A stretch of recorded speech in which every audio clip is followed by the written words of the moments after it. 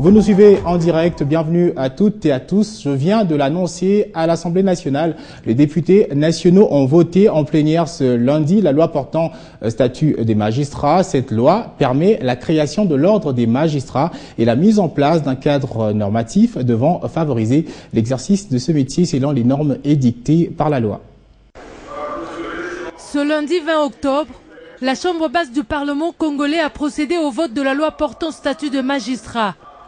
Ces textes législatifs devra donc permettre à ces professionnels d'exercer leur métier en se référant à un cadre normatif nécessaire pour la mise en œuvre de réformes dans ces secteurs de la justice congolaise. Le but de toute réforme, c'est pour apporter des solutions aux problèmes que posait une loi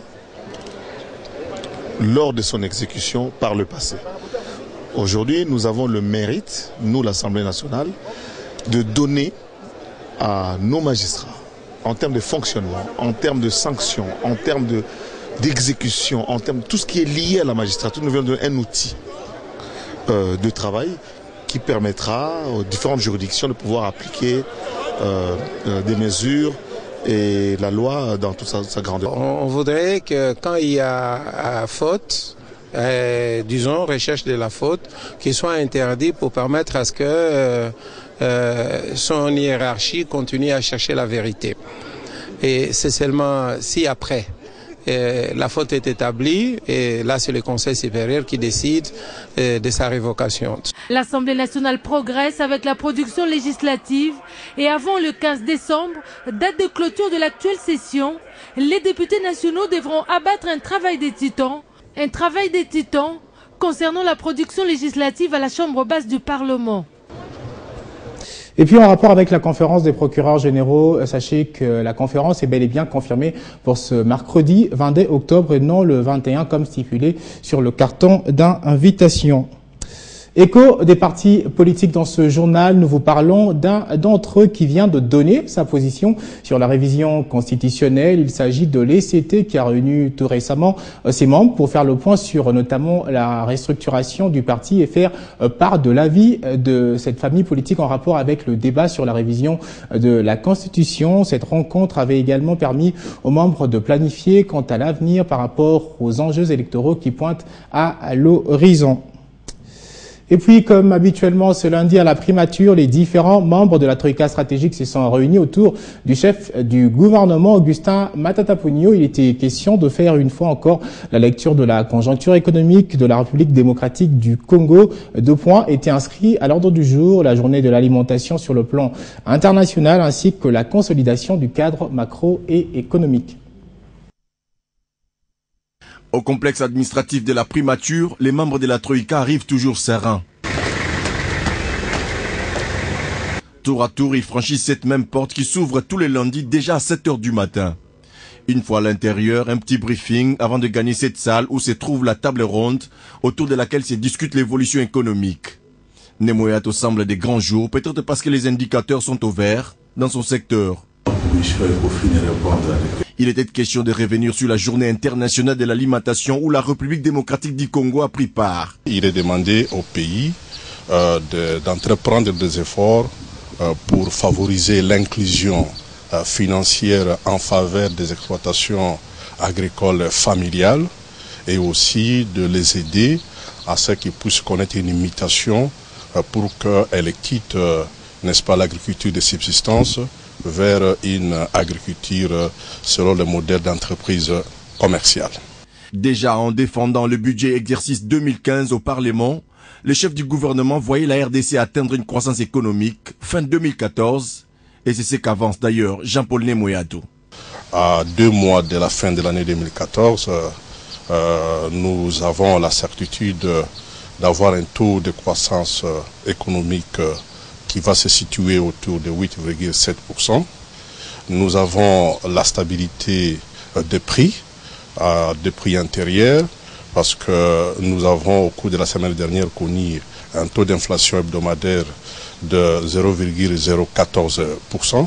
La Troïka espère booster d'autres secteurs pour appuyer les mines qui constituent jusqu'aujourd'hui la locomotive de l'économie nationale. En attendant, le lundi prochain, ses membres vont se retrouver afin de peaufiner d'autres stratégies devant assurer la stabilité du cadre macroéconomique. La République démocratique du Congo va mieux, c'est pas moi qui l'ai dit, c'est la conclusion à laquelle est arrivé François Soudan, le directeur de la rédaction du magazine Jeune Afrique, après son enquête menée il y a quelques jours dans le pays de Joseph Kabila. Le confrère l'a déclaré dans une interview sur RFI et Fabien Lumbala, qui a réécouté cette interview, nous propose ceci. Le directeur de la rédaction de Jeune Afrique, connu pour ses analyses profondes, sous une plume franche et percutante, allant jusqu'à la diatribe, surtout lorsqu'il s'agit du Congo-Kinshasa, surprend plus d'une personne et surtout des millions d'auditeurs de RFI en attendant ses lecteurs partout à travers le monde. Mais qu'est-ce qu'il a concrètement dit sur le Congo ? Assez bonne surprise, hein. J'étais pas retourné à Kinshasa depuis un certain temps, j'ai pas toujours été très tendre avec la gouvernance de ce pays. La République démocratique du Congo va mieux. Les chiffres macroéconomiques, en tout cas, même s'il y a encore un fort déficit social, sont là pour le démontrer. Ils sont meilleurs qu'ils n'ont jamais été depuis une trentaine d'années, avec des taux de croissance à 8-9%, avec des salaires régulièrement payés, avec une inflation qui est maîtrisée et un franc congolais qui est stable. Au niveau de la sécurité, c'est à peu près la même chose.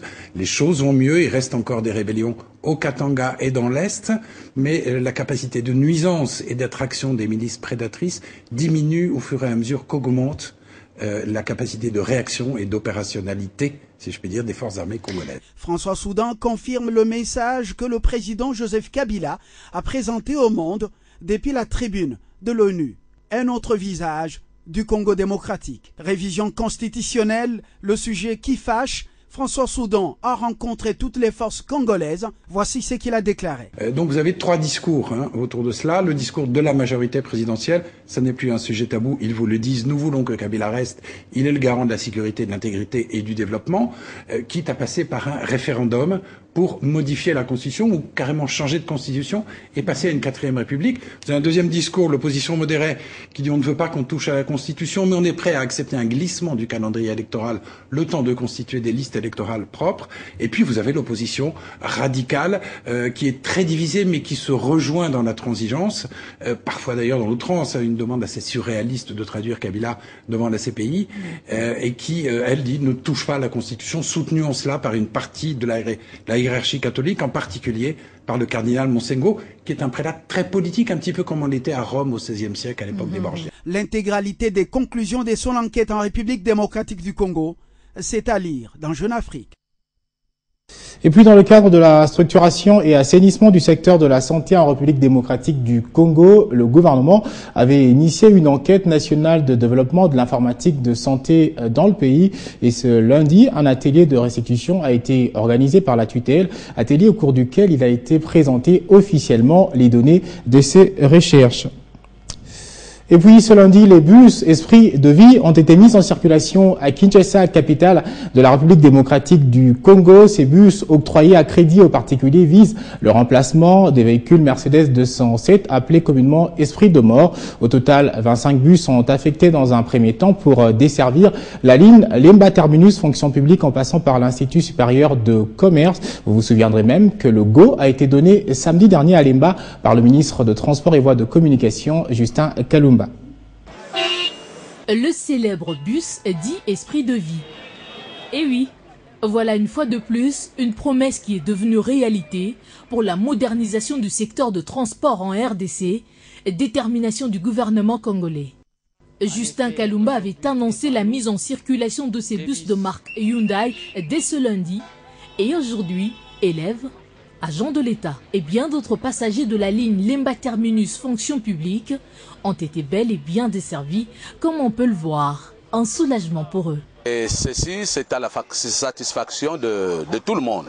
Ça au moins c'est bien par rapport au dessin et tête. Ces usagers ont par ailleurs émis le vœu de voir d'autres lignes être également desservies afin de faciliter le transport en commun à travers la ville. Biso côté à Mungafula. Donc moyete tosengi bapesa biba lukila biso transport biso peto zwandenge baninga yonso bazui. Lors de son lancement officiel, Le ministre de Transport avait indiqué que ce programme est global et a été basé sur le recyclage et la formation des chauffeurs affectés à ces bus à l'INPP et auprès de Transco, avant de souligner que pour l'assistance au sol, des régulateurs ont également été formés pour une gestion rationnelle. Justin Kalumba a par ailleurs souligné que quelques éléments de la police de circulation routière seront aussi affectés à la surveillance de ces bus. L'octroi des bus Esprit de Vie répond, selon le ministre Kalumba, à un seul besoin, créer une classe moyenne telle que le veut le président de la République, soucieux d'inscrire le pays dans le rang des États émergents à l'horizon 2030. Avec cette initiative, adieu esprit de mort et bienvenue esprit de vie. C'est bien dit. Allez, on va parler à présent de Startup Weekend, ce concept initié par Google et organisé dans les grandes villes du monde dans l'objectif de promouvoir les jeunes entrepreneurs dans le domaine de NTIC, nouvelles technologies de l'information et communication. Et c'est à ce titre que la ville de Kinshasa a eu l'honneur d'abriter pour la première fois cet événement. Et justement, on en parle avec Patrick Mouyaya. Bienvenue. Merci. Alors, on vous présente pas comme député national, même si vous l'êtes, et vous êtes plutôt, en ce qui concerne Startup, membre dans l'organisation. Je suis le parrain de l'événement. Parrain de l'événement. Alors, expliquez-nous en quelques mots le concept Startup. Le concept Startup International est un concept qui ne commence pas par Kinshasa. C'est un concept initié par Google et une fondation américaine qui vise justement à promouvoir les jeunes qui travaillent, qui développent les entreprises dans les applications mobiles. C'est un concept qui m'a été présenté il y a quelques mois par des jeunes Congolais qui eux-mêmes ont participé à un concours de start-up organisé à Dakar où ils ont fait une très très bonne prestation et donc ils sont venus, ils ont dit qu'honorable, il est possible de le faire chez nous. J'ai cru au projet et j'y ai mis toutes les énergies nécessaires et hier c'était la clôture. Il faut dire que j'étais très impressionné par le génie de nos jeunes Congolais. Les reportages de tout à l'heure qui parlaient de la classe moyenne, je crois que nous avons un véritable vivier sur lequel nous devons travailler pour que le jeune soit ceux sur qui nous devons nous appuyer pour le Congo de demain. Alors, quelles conséquences positives de son organisation en ce qui concerne la RDC? Ça apporte quoi exactement? La conséquence positive, la première, c'est que vous avez l'opportunité de découvrir de projets. Pour le cadre de cette organisation, nous avons eu plus de 70 jeunes qui se sont inscrits et qui sont venus nous présenter 70 idées en 1 minute. Et ils ont eu l'occasion eux-mêmes de se regrouper et de choisir les 10 meilleures idées qui ont été présentées et ils ont travaillé pendant 54 heures sur chacune des idées retenues.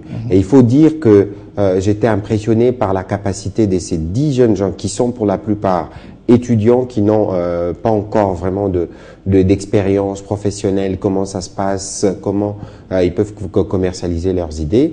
Mais avec les coachs qui ont été mis à disposition, ils ont pu pondre 10 projets qui sont prêts aujourd'hui. S'il y a des financiers, s'il y a des personnes qui veulent investir, nous pouvons leur donner la possibilité de financer des projets qui ont été conçus selon le modèle international puisque nous avions... Des projets qui peuvent aboutir à la création de l'emploi. Effectivement, puisque la question ici, c'est que le président de la République a déjà donné le mot d'ordre. Est-ce qu'il faut simplement attendre l'État ou est-ce qu'il faut faire comme dans tous les autres pays du monde, créer, encourager l'initiative privée qui, après c'est les privés qui deviennent finalement le plus gros employeurs.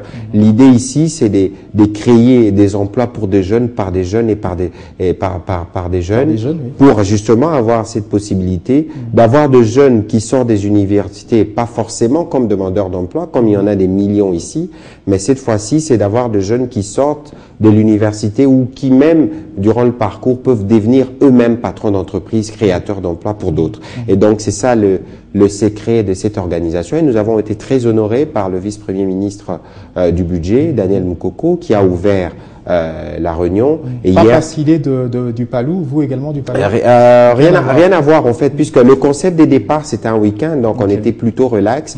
Mais nous avons voulu associer des personnalités du gouvernement pour encourager justement ces jeunes, puisque le gouvernement dit que nous promouvons les jeunes. Le ministre Kinké était là? Le ministre Kinké malheureusement n'a pas pu être là puisqu'il était en mission à l'extérieur, mais il a été parmi les premiers que nous avons contactés et il a été très disponible. Il nous a apporté les appuis nécessaires pour nous permettre l'organisation matérielle de cet événement. Et donc, l'idée essentielle dans les cas de cette organisation, c'était de tester la capacité des jeunes Congolais. Et je crois que j'étais très émerveillé. Je crois que je veux de mon mieux, en tout cas pour le reste de mon mandat en tant que député national, mais focaliser sur cet aspect qui finalement pourra nous produire les développements et réduire la pauvreté dans laquelle nous vivons. Le bilan a été positif. Merci Patrick Mouyaya. Je rappelle que vous avez été parrain de l'organisation de Startup Weekend, mais vous êtes député national élu de la ville de Kinshasa. Merci.